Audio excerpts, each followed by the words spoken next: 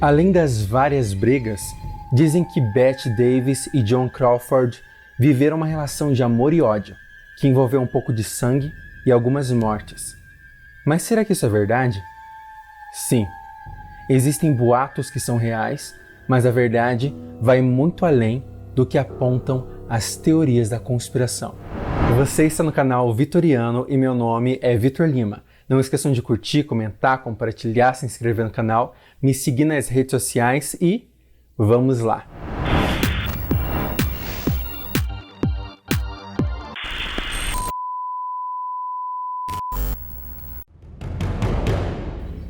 Joan Crawford teve uma infância muito pobre, mas com muita determinação e talento, conseguiu muita fama e sucesso no cinema, tendo uma longa carreira de 50 anos. Foi uma mulher que se reinventou muito desde o início, quando mudou sua aparência e se entregou aos estudos para poder crescer em Hollywood. Foi uma das poucas atrizes que conseguiu sobreviver à mudança dos filmes mudos para o cinema falado. Em seus filmes, principalmente no início da carreira nos anos 20, ela interpretou muitas mulheres que sofreram de várias formas com homens abusivos. Mas ninguém podia imaginar que na vida real, ela era quem espalhava agonia. Joan também era muito explosiva e protagonizou muitos escândalos e brigas entre colegas de elenco, além de ser viciada em sexo. Bette Davis é a recordista de indicações seguidas ao Oscar, sendo indicada 5 vezes consecutivas a partir de 1938, tendo conquistado 2 estatuetas ao longo de sua carreira e tendo um total de 10 indicações. Foi uma atriz muito versátil, protagonizou filmes de romance, comédia, suspense e drama e foi muito venerada pelo seu grande talento artístico, tanto na televisão quanto no cinema. Nunca se exaltava, mantendo uma personalidade muito tranquila, mas que podia ser muito cruel. Bette Davis teve uma sequência de filmes bem-sucedidos, alcançando o auge de sua carreira na década de 40, se tornando uma das principais protagonistas de Hollywood por ter uma interpretação forte e intensa, além de ser muito perfeccionista. A rivalidade entre as duas se iniciou com a mídia, que as rivalizava o tempo todo. Elas eram muito comparadas, já que eram as duas abelhas rainhas de Hollywood da época. Depois de tantas comparações, elas começaram a fazer comentários maldosos uma à outra. Bette Davis uma vez disse sobre Joan: "Eu não mijaria nela nem se ela estivesse em chamas." Mas uma rivalidade que só existia nos bastidores começou a ganhar força e se tornar pública, por um motivo muito banal: um homem. Durante as gravações do filme Perigosa, Bette se apaixonou por seu colega de cena, o ator Franchot Tone, mesmo ainda sendo casada com seu namorado de adolescência. Sorry.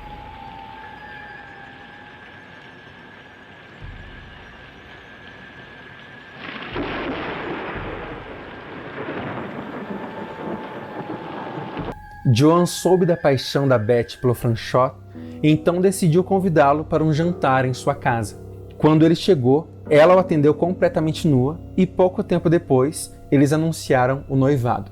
Franchot sempre encontrava com a Joan durante os almoços e no fim das gravações. Quando voltava para gravar, às vezes ainda tinha marcas de batom no rosto e isso deixou a Bette completamente irritada. Joan ganhou um noivo, mas Bette ganhou uma estatueta no Oscar como melhor atriz pelo filme que protagonizou na época, mas ainda assim queria se vingar, então também seduziu Franchot. Eles foram vistos transando no camarim pelo produtor Harry Joe Brown, que disse que os dois o viram, mas ainda assim continuaram. Mas as investidas sexuais da Bette não adiantaram, pois o Franchot continuou com a Joan, mas o caso que a Bette teve com o noivo da rival apenas piorou a situação, a tensão entre as duas, e com o tempo a Joan acabou se separando do Franchot. Em uma festa organizada por um grande executivo de Hollywood, as duas foram convidadas e num primeiro momento nenhuma se aproximou da outra, mas depois de algumas bebidas, a Joan fez algumas provocações para a Bette, elas trocaram ofensas e depois de mais algumas bebidas e de forma completamente inesperada, a Joan beija a Bette corresponde ao beijo e elas vão para um quarto. E assim, as duas tinham muita química, então esse caso das duas continuou por muito tempo. As duas eram mulheres à frente do seu tempo e elas entendiam que eram mulheres livres que poderiam ficar com quem elas quisessem. Principalmente a Joan, que ficou com muitos artistas de Hollywood. Como, por exemplo, o Clark Gable, o Spencer Tracy, Katharine Hepburn e Audrey Hepburn. Esse foi um momento na vida delas que os rumores de briga entre as duas diminuíram muito, restando apenas algumas manchetes da mídia que tentavam manter viva a competitividade entre elas. Tanto a Beth quanto a Joan combinaram de serem muito discretas, já que, na época, seria um grande escândalo o público saber da relação das duas. O problema é que a intensidade delas não tinha limite e elas iam cada vez mais longe. A Joan, que era assim... Bom, ela tinha uma sexualidade bem ativa, ela teve a ideia de um dia se disfarçar e sair na noite para conhecer pessoas novas. E ela chamou a Beth para fazer parte disso. A Beth fica assim um pouco relutante, mas acabou aceitando. Então elas vão para um barzinho e lá elas conhecem um homem chamado Rudy Moser. Elas o convidam para irem até o carro dele. Eles foram até uma área mais deserta, no meio de algumas árvores, saíram do carro e começaram a se pegar. Durante o ato sexual, o Rudy começou a forçar a cabeça da Beth para baixo para fazer com que ela fizesse um oral nele. Mas ela recusou porque ele estava sendo violento e ele começou a forçar ainda mais. Mas essa situação deixou ele irritado, então ele foi até o carro, pegou uma arma e apontou para Beth. Nesse momento, a Joan pensou muito rápido e acertou ele na cabeça com uma pedra, e ele caiu inconsciente no chão. As duas ficaram nervosas e começaram a discutir o que fariam. A Beth ouviu em silêncio a Joan considerar a possibilidade de matar o Rudy, porque era um homem perigoso, né? E se elas deixassem ele livre, ele poderia fazer isso novamente com outra mulher, ou até mesmo ir atrás das duas. Durante essa discussão das duas, ele acorda, se levanta enquanto xinga elas. Então a Beth pega a arma e atira 2 vezes contra ele. Uma bala acerta o peito e o tiro fatal atinge a cabeça. As duas arrastam o corpo para dentro do carro e elas dirigem por muito tempo até chegarem a um lago, e nesse lago elas afundam o carro com o corpo dentro. Como elas dirigiram muito para se livrar do corpo e do carro, na volta elas também tiveram que andar por muito tempo. E nessa volta elas brigaram muito, fizeram um pacto de silêncio, disseram que teriam que se afastar e combinaram como elas iriam se comportar nos dias seguintes, né, para não levantarem suspeitas. Mas a Beth, né, como ela era mais fria da dupla, ela pensou o seguinte, que não tinha por que as duas se preocuparem. Elas não tinham vínculo nenhum com esse cara, elas não conheciam ele, não conheciam ninguém da família dele, e quem pensaria que as duas, né, Bette Davis e Joan Crawford, estariam no bar seduzindo um homem e que depois matariam ele, né, sendo que elas estavam até disfarçadas. Elas passaram o resto da noite no apartamento da Joan. No dia seguinte, elas leram nos jornais, procuraram em vários programas de rádio se viam alguma notícia sobre o desaparecimento do homem, do Rudy Moser, mas não encontraram nada. Então elas combinaram realmente de se afastarem, de ficarem alguns dias sem se ver, até que a Beth lê em um jornal a notícia de que o Rudy Moser estava desaparecido. A cada nova notícia, elas conheciam um pouco mais dele, sobre sua família, que sofriam com a ausência dele, e lendo sobre o quanto ele era um cara bom e exemplar, as duas começaram a se sentir mal com o que tinham feito, mas as coisas começaram a mudar quando a polícia divulgou que o Rudy já havia sido denunciado por ter estuprado uma adolescente. Joan então se sentiu como uma heroína por sentir que tinha ajudado a limpar o mundo. A Beth compartilhava do mesmo pensamento, mas não queria se envolver novamente nesse tipo de situação. Mas com muita insistência, a Joan consegue convencer a Beth a sair com mais um cara. E o nome desse cara era Brian Morgan, um importante empresário, casado, pai de 2 filhos, que era muito respeitado e visto como um cidadão e pai de família exemplar. Durante as preliminares, ele vai ao banheiro. Neste momento, Joan conta para Beth que ele já tinha estuprado várias mulheres, mas que nunca tinha sido pego pela sua influência e poder. Beth então fica muito irritada ao perceber que a Joan tinha planejado tudo e tinha colocado em mais uma situação perigosa, porém aceita participar mesmo estando contrariada. Então, quando o Brian volta, encontra a Beth nua deitada na cama, o chamando, e a Joan vai para trás dele e atira 3 vezes nas costas dele. As duas o enrolam em um tapete e o carregam até o porta-malas do carro dele. Dirigem até um lago e afundam o carro. Depois desse segundo assassinato, a Beth estava muito irritada por ter sido envolvida, sem saber no que estava se metendo. As duas brigam muito feio e se afastam. Nesse momento de afastamento das duas, é o momento em que elas voltam a trocar ofensas uma à outra na mídia. E como eu já disse, a Joan era muito namoradeira. Em uma entrevista, perguntaram para Beth se a Beth sabia com quem a Joan estava se deitando. E ela respondeu: com todas as estrelas do Metro-Goldwyn-Mayer, exceto a cadela Lassie. Para quem não sabe, a Metro-Goldwyn-Mayer era o estúdio em que a Joan trabalhava. A Joan também estava irritada com a Beth e os comentários dela só pioraram a situação. A Joan não tinha uma ideia tradicional sobre relacionamentos. Para ela, o ideal era poder se relacionar com quem ela quisesse. Até uma declaração muito polêmica da Joan foi em sua biografia, em que ela disse que manteve relações com seu padrasto quando era muito jovem. Mas ao contrário do que se pode imaginar, ela não via isso como um abuso, mas como algo consensual e afetivo. Ela também disse: minha forma de agir sexualmente era considerada apropriada apenas para os homens. Eu tinha uma necessidade sexual física e emocional. Tive vantagens no prazer que me trouxe, mas também me fez uma vítima, uma dependente daquilo. Em uma noite, depois das gravações do filme Johnny Guitar de 1954, Joan transou com o marido da coprotagonista do filme, Mercedes McBrady.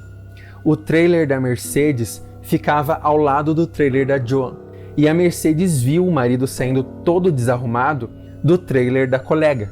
As duas brigaram, a Mercedes atacou a Joan e a equipe teve que segurar as duas. Para se vingar, a Joan jogou o figurino da colega em uma rodovia. Depois disso, a Joan estava bêbada e saiu dirigindo até encontrar um bar. Então, colocou uma peruca loira e entrou.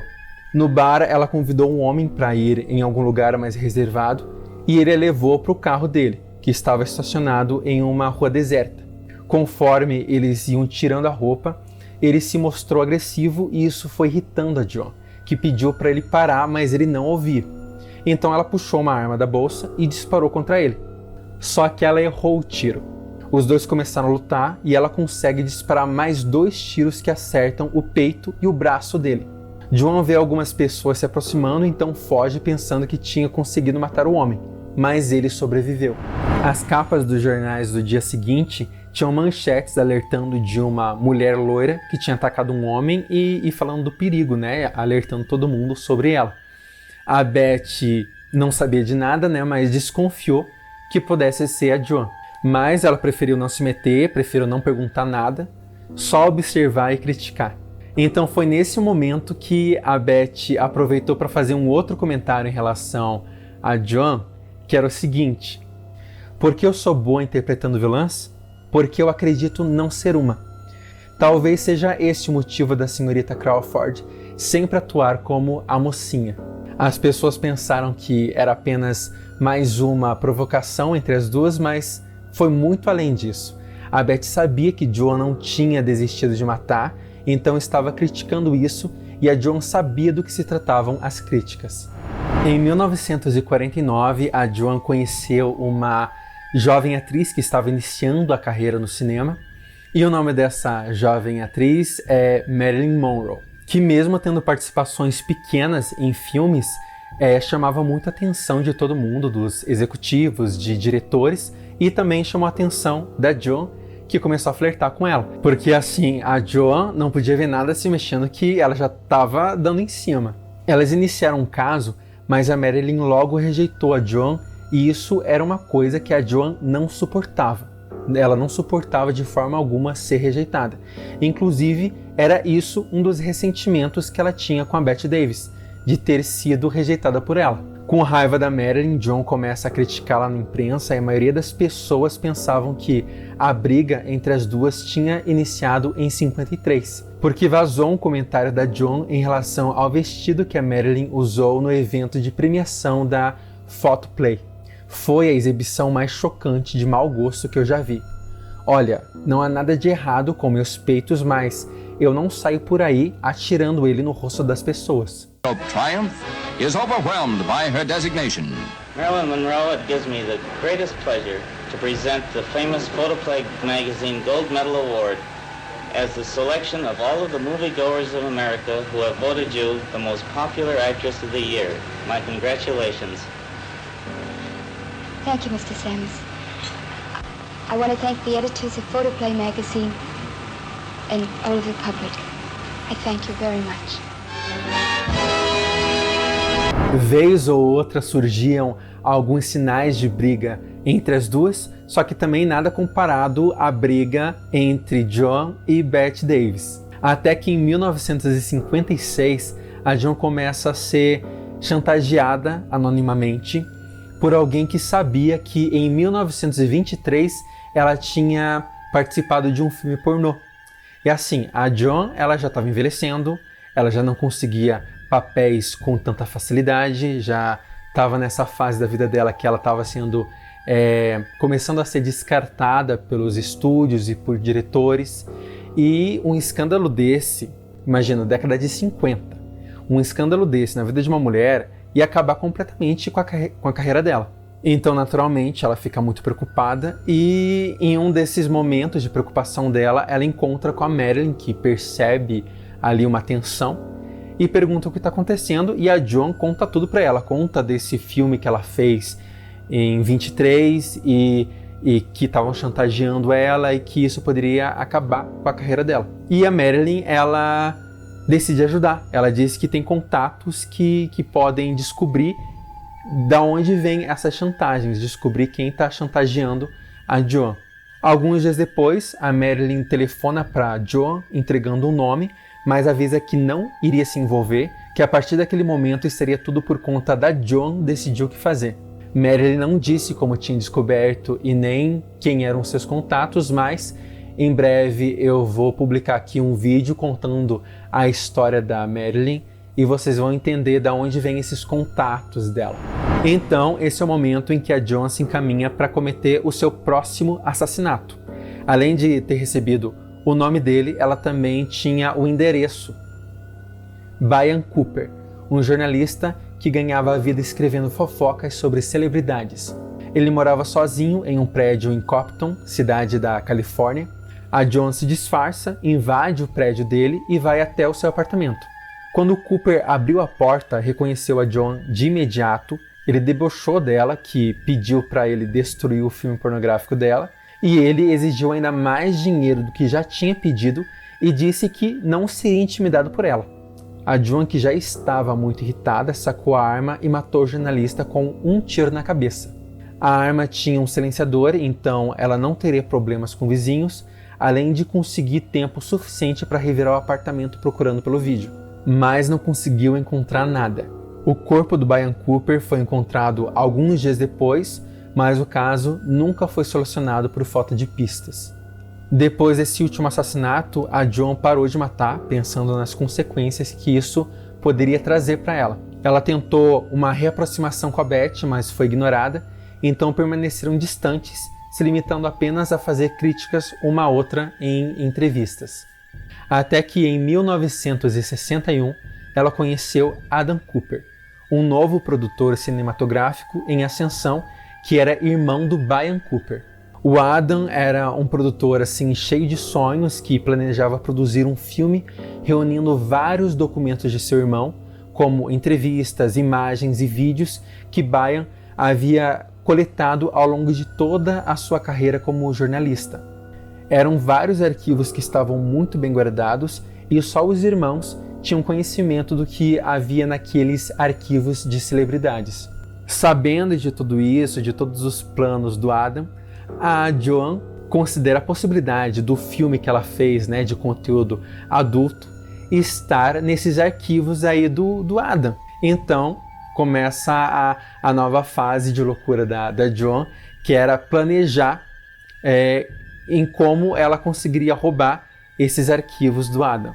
Enquanto isso, a Beth estava vivendo a sua vida tranquilamente, sendo rica, só que ela estava desgostosa, porque ela não conseguia mais nenhum papel interessante, né? Ela já estava com mais de 50 anos e vivendo em uma época, em uma indústria completamente hostil com mulheres mulheres mais velhas, que já começam a descartar essas mulheres a partir dos 30 anos.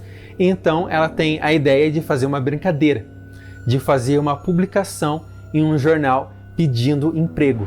Mãe de 3 filhos, 10, 11 e 15 anos, divorciada e norte-americana, 30 anos de experiência como atriz de cinema, ainda em atividade e mais fácil de lidar do que os rumores dizem.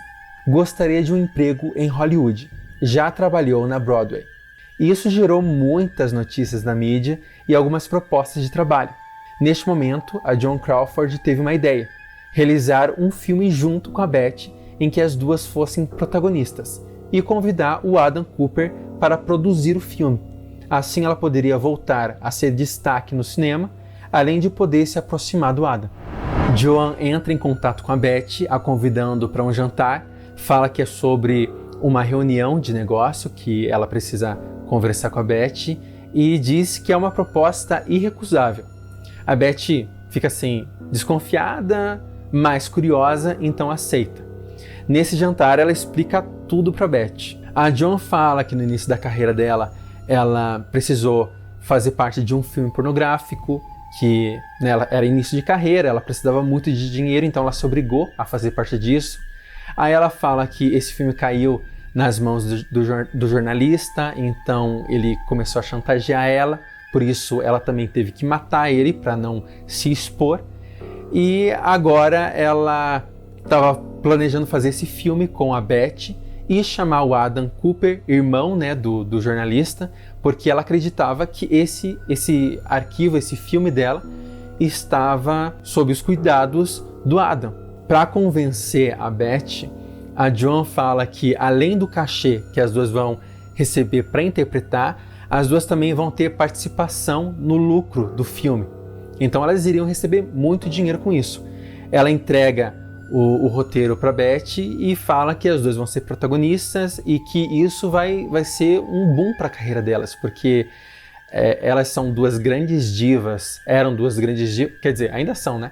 Duas grandes divas de Hollywood e que, tem toda essa questão em torno da imagem delas, anos e anos de brigas entre as duas. Então, esse filme traria muita repercussão para a carreira delas, seria muito positivo. Ao chegar em casa, a Beth começou a ler o roteiro e ao terminar ficou surpresa com a qualidade da obra. O nome do filme era O Que Terá Acontecido a Baby Jane. Beth gostou dos personagens e viu ali uma oportunidade para voltar a trabalhar, protagonizando uma grande produção cinematográfica, além de receber milhões para fazer o que gosta, mesmo que para isso tivesse que aguentar a Joan ou matar mais alguém. Então, no dia seguinte, ela liga para Joan avisando que iria participar do filme. A Joan ficou muito feliz com a notícia, pois queria acabar logo com essa história de vídeo pornô, além de que realmente acreditava que o filme seria um sucesso. Joan pediu para que a sua equipe entrasse em contato com o produtor Adam Cooper para o contratar e ele aceitou imediatamente a proposta. Ele demonstrava que seria promissor no cinema, mas ainda estava no início de sua carreira, então não poderia dispensar a oportunidade de trabalhar com duas das maiores divas de Hollywood. Durante as gravações, Joan convida Adam para uma reunião, mas na casa dele, com a desculpa de conversar sobre projetos futuros. Na noite da visita, ela vai acompanhada da Beth para que juntas conseguissem pegar o vídeo de qualquer forma.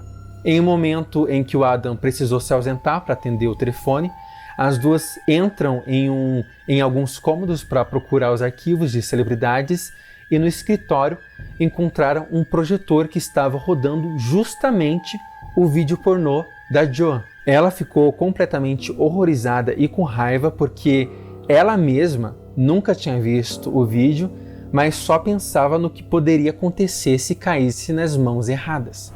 Logo depois das duas entrarem nesse escritório e verem o vídeo, o Adam também entra na sala gritando com elas, expulsando as duas. Só que a Joan avisa que ela vai embora, mas ela vai levar o vídeo junto com ela. O Adam, obviamente, não permite e deixa claro a intenção dele de usar aquele vídeo nas produções futuras dele para alavancar a carreira. Mas esse discurso ganancioso dele é interrompido pela Joan quando ela dá 3 disparos nele. O primeiro tiro acerta o braço dele, o segundo a Joan erra quando ele tenta fugir, e o terceiro tiro foi o tiro fatal que acerta a nuca dele. Depois dos tiros, Beth pega uma garrafa de uísque, 2 copos e convida a Joan para beber enquanto assistem ao vídeo. Elas sentam no chão e riem enquanto comentam sobre a performance sexual da Joan nos anos 20. Depois, a Joan destruiu o filme, só que antes de ir embora, elas olharam todos os outros arquivos dos irmãos Cooper e elas encontraram fotos da Marilyn Monroe em momentos íntimos com o presidente John Kennedy que provavam o caso dos dois. Entre os arquivos tinham várias outras fotos comprometedoras de artistas, filmes pornográficos que atores e atrizes famosos se obrigaram a fazer no início de carreira, inclusive mais fotos e vídeos que poderiam destruir a carreira das duas. No fim, depois delas terem visto tudo, colocaram fogo em cada um dos arquivos de fotos e vídeos que tinham coisas comprometedoras sobre celebridades, só que assim, o fogo saiu do controle e elas tiveram que correr da casa. O fogo se espalhou rapidamente e elas acabaram pisando na poça de sangue do Adam, que se formou uma grande poça no chão, uma poça de sangue, e elas correram deixando várias pegadas vermelhas no piso branco. Mais da metade da casa foi queimada, o corpo do Adam foi carbonizado, mas na autópsia conseguiram ver que ele tinha levado 2 tiros e o fatal tinha sido na nuca. Obviamente, os policiais abriram uma investigação sobre esse crime, só que nunca encontraram prova alguma. As únicas evidências que eles tinham eram 2. A primeira que os copos que as duas tomaram uísque tinham a marca de batom, e eles encontraram também as pegadas de sangue que foram feitas por sapatos femininos. Então, eles só tinham essas pistas que os levavam a crer que o crime tinha sido cometido por 2 mulheres. Antes de finalizar a história, não esqueçam de curtir, comentar, compartilhar, se inscrever no canal, me seguir nas redes sociais, ativar o sininho de notificações para receber todo o meu conteúdo, e não esqueçam também de sugerir novas histórias para eu contar aqui. Pode ser acontecimentos memoráveis, contextos, nomes de pessoas famosas, OVNIs, qualquer coisa que vocês achem que pode ficar interessante em uma história. Continuando, as gravações do filme seguiram com uma preocupação a menos, mas ainda assim não foi fácil, porque a Bette Davis e a Joan Crawford brigavam o tempo todo e por qualquer coisa. Em uma das cenas, a Bette chutou a cabeça da Joan, e mesmo a Bette dizendo que mal tinha encostado na colega, a Joan teve que ser atendida rapidamente para dar pontos na cabeça. Para se vingar, a Joan coloca uma cinta ergométrica cheia de pedras, pois sabia que a Bette tinha problemas nas costas e que teria que carregá-la em uma das cenas. Para vocês terem uma ideia, as duas eram tão inimigas que a Bette era acionista da Coca-Cola e a Joan era acionista da Pepsi. E em um dia de gravação, a Joan levou um cooler com várias garrafas de Pepsi para dar para a equipe, e a Bette, percebeu a provocação da Joan, ficou com raiva e, para se vingar, mandou instalar uma máquina de Coca-Cola nos sets de filmagem.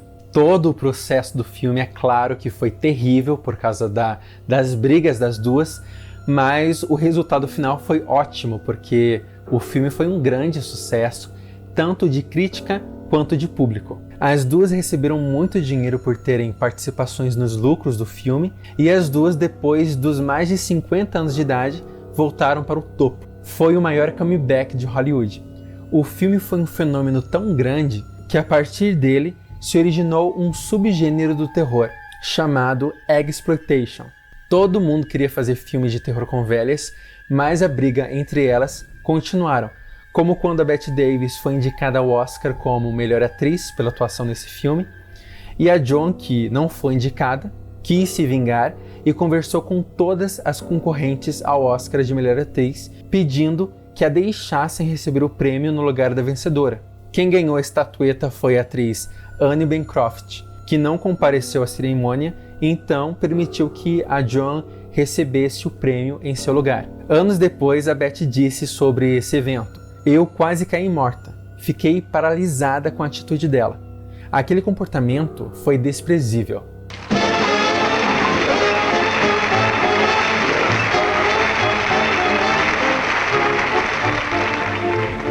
Thank you. The nominees for Best Performance by an Actress are Anne Bancroft in The Miracle Worker, Bette Davis in Whatever Happened to Baby Jane, Katharine Hepburn in Long Day's Journey into Night, Geraldine Page in Sweet Bird of Youth, and Leo Remick in Days of Wine and Roses. And the winner is Anne Bancroft in Miracle Worker. Accepting for Anne Bancroft, Miss Joan Crawford.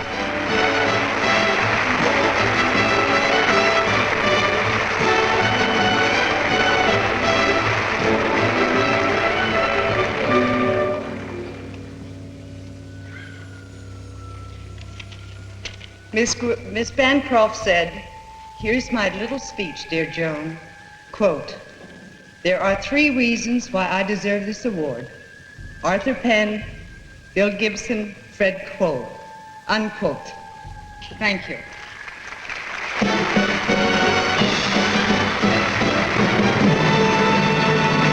Tempos depois, as duas foram convidadas a estrelar o filme Com a Maldade na Alma, só que, as duas aceitaram, só que a Joan teve que recusar porque estava doente.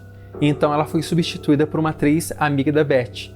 E a Bette comemorou a notícia de que a Joan não participaria mais do filme, brindando com uma taça de Coca-Cola. A Joan morreu em 1977 devido a um câncer no fígado, mas isso nunca foi confirmado pela família. E uma declaração polêmica da Bette em relação à morte da Joan foi a seguinte: "Não se deve falar mal dos mortos, só se deve falar coisas boas. Joan Crawford está morta. Que bom." Bette morreu em 1989 na França devido a um câncer de mama. Ambas tiveram uma relação muito estranha de amor e ódio, mas de certo modo se respeitavam. Em sua autobiografia, Bette escreveu que Joan era muito profissional e que seria eternamente grata por ter recebido dela a oportunidade de interpretar a Baby Jane. Elas tinham muito em comum. Eram do signo de Áries, as duas passaram por 4 casamentos, ambas tiveram dificuldade para criar os filhos, eram mulheres ousadas, ambiciosas, extremamente fortes, inteligentes, inovadoras, e a prova disso é o fato de terem sobrevivido durante tanto tempo em uma sociedade machista, em uma indústria dominada por homens e com uma mídia que se divertia com a rivalidade feminina, descartando com muita facilidade atrizes que passavam dos 40. Elas aprenderam como o jogo funcionava e o viraram a favor delas, se tornando 2 grandes lendas do cinema. Um dos poucos vestígios que restaram dos crimes das duas foi um dos carros que elas jogaram na água depois de terem matado um dos homens. O carro foi encontrado em 2019, quando alguém estava fazendo uma pesquisa pelo Google naquela região.